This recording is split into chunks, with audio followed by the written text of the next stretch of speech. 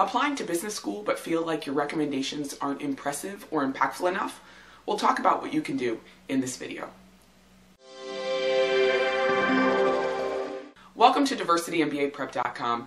I'm Nicole Lindsay, and today we're talking about recommendations and what you can do when that's not the strongest part of your application. Many MBA applicants don't feel confident about the recommendation portion of their app to business school. Maybe they were a job hopper and so they haven't had consistent managers, or maybe managers moved in and out so they didn't get an opportunity to work with one person for a long period of time.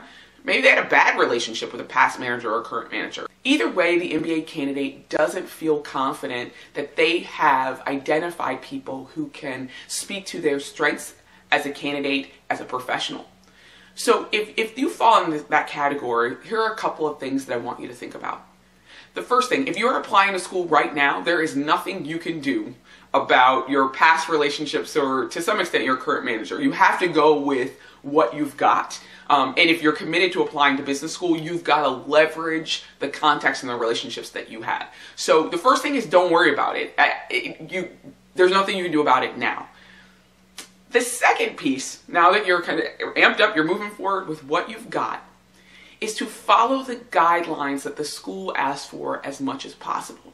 So if a school is asking you to submit a recommendation from your current manager, you should make every effort to get a recommendation from your current manager. But we all know you may not have told your manager you're going to business school. That may jeopardize your job, etc. So, okay, fine, you can't get your current manager, but can you get someone who is more senior than you that you currently work with? Can you get a previous manager? Again, trying to fit the guidelines and adhere to what the school is asking for as much as possible.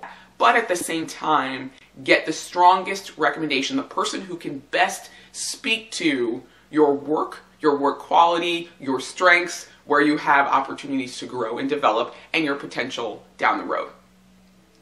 The last thing that I want you to think about as it relates to recommendations, while you may not have an exceptional recommendation, right, or an exceptional recommender, there is no excuse for not having an exceptionally prepared recommender.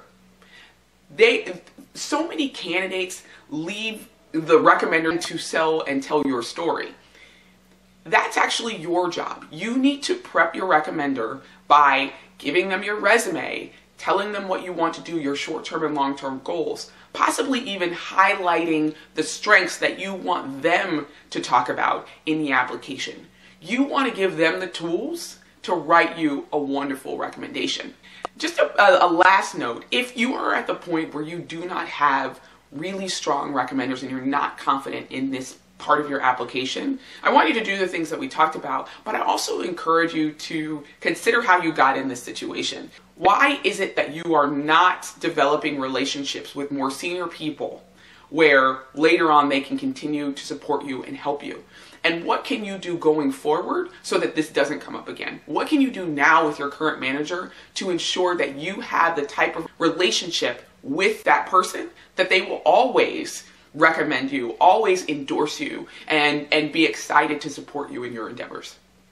To learn more about recommendations and other parts of the MBA application, I encourage you to visit us at DiversityMBAPrep.com. There's a link below this video.